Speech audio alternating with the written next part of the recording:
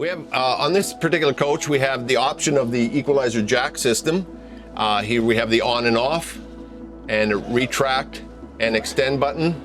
When you push the extend button, they will automatically, after you push the button, they will automatically extend. They will not level the coach, they will only stabilize the coach. And there is also an override on the ignition that after camping and you forgot to retract the jacks, as soon as you turn the ignition on, the jacks will automatically retract. Okay, after that we have, we talked about on the outside our AquaGo Comfort Plus water heater system. Right. We have a few settings on this. The first setting is the eco setting. Okay.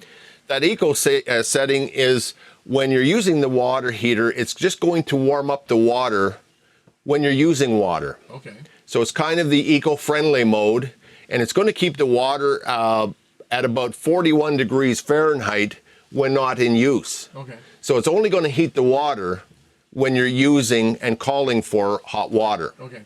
So that's the eco mode. Yep. On the next mode is the comfort mode. This is going to give you constant and instant hot water all the time. Okay. So even when not in use, propane on, 12 volt on obviously, the outlet temperature is about 120 degrees Fahrenheit, Okay. but when in storage or not in use, it's going to keep the temperature at about 102. Okay. So you always are going to have instant and constant hot water. The next switch over is the off. Okay. The next is a freeze protection mode. Okay.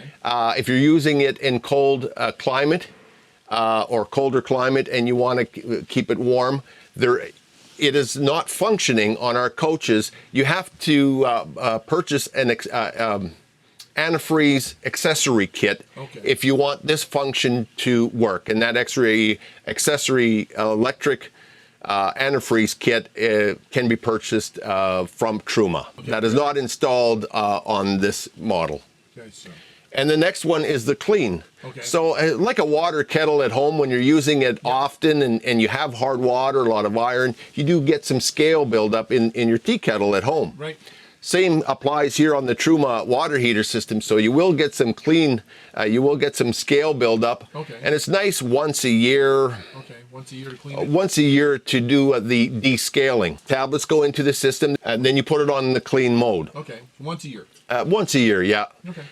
And the best is to go into the owner's manual to go through the procedure of decalcification. Okay, so Brad, so on the Truma, we turn the switch on the outside, and then we control it inside with that switch. Right, with the new system that we're using today, that's all you have to do, and then all your controls for the water heater are inside. Right, here's our tank, sea level 2 tank monitor system. It also has our water pump that if you're at a campground, you filled up your water tank and you're taking water via your fresh water tank as opposed to city water. Okay, so I'm not plugged into shore water. Right. I'm using my onboard water. Correct. That has to be on. Right, you turn the pump on, and then you can use all the... Now, what happens if I'm plugged into shore power? Do I leave that pump on? No, if you got the city water, you're hooked up to the spigot, you would have the water pump in the off position. Turn that switch off. Perfect. And then we just have our battery level indicator, Okay. Your fresh water level indicator, Okay. gray, black, and your propane level That's a indicator. percentage? Right. Okay. Showed you the generator outside and the remote start switch that was on the generator itself. You don't have to go there to start it, obviously. You're inside the coach, and here's the start switch for the propane generator. From the inside, okay. From the inside of the coach. And what's that hour meter? This just shows you the tenths and the hours of use of your own generator. And what's important about that hour meter? And the important of that hour meter is to know when you're going to want to change oil and have it serviced.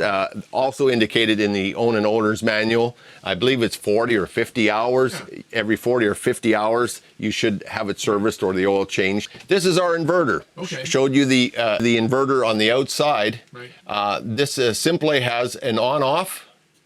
And you can see when I want to invert, we're not on shore power. We're on 12 volt. We want to watch TV, charge our cell phone, iPad, what have you. So we would then turn the inverter on, and all of these 5 receptacles that I indicated earlier will be energized. Now, obviously, you have to be smart. It's a 1,200 watt inverter, so you can't pull more than 1,200 watts. No, you're not going to use your hair dryer or a large toaster or Okay, so You're going to want to be careful that the rating that you have on the appliance that you're using is not over 1200 watts. Doesn't exceed it, right? That makes sense. So on and off, very simple. So on when you're inverting, other than that, off. Right. So if I'm plugged into shore power, I'm not going to turn that on. Right. Okay. And this also just gives you the another battery indicator level of what the battery has left in it. And here we have a menu button and a save and hold button. That's more for the technical use of it. Nothing really that you need to do on it. Right. This unit had the optional solar panel on it. Okay. Again, up at the top, you also have a readout of what the voltage is on the battery. So we have not only one, not only two, but now we have three indicators telling us what our voltage is of our coach batteries. oh, that's great. Anything we have to do with that solar panel monitor, or? No, there's not much you need to do. Just it goes into the float mode as long as there's sun. And if it's got the optional 200 watts of solar, Right. you're going to put back between 8 and 10 amps of real amperage into the batteries to keep them topped up. Well, on the Serenity, the controller is in the wardrobe right against the sidewall. And here we'll have a little look on the Go Power solar controller. You'll see at the extreme left here, we have a little USB port, and that's only an 800 milliamp port for a small iPhone if you want to charge your iPhone. But as I mentioned earlier, we do have the two USB ports in the cupboard in the bedroom here. Also, we have, you see this little AC plug on the left-hand side here. That is for an inverter, to turn an inverter on and off.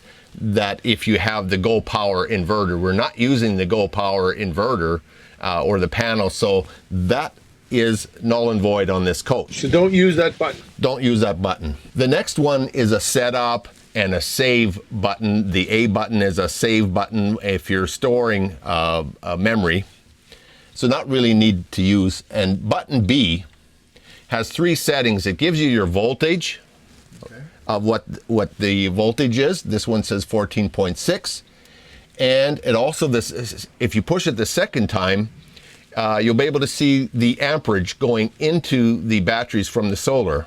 Okay. And the third one is if you press it a third time, is the percentage of the batteries, how full the batteries are. Okay, so people can tell what the sun's doing to the solar Right. panel. So you have your volts, Right. your amps, and percentage. Beautiful. Just remember, they are two 100-watt solar panels Correct. delivering at maximum sun between 10 and 2 o'clock about 5.5 amps per panel. Also to note that you'll want to always keep the panels nice and clean, debris and dust, and for maximum output. Okay.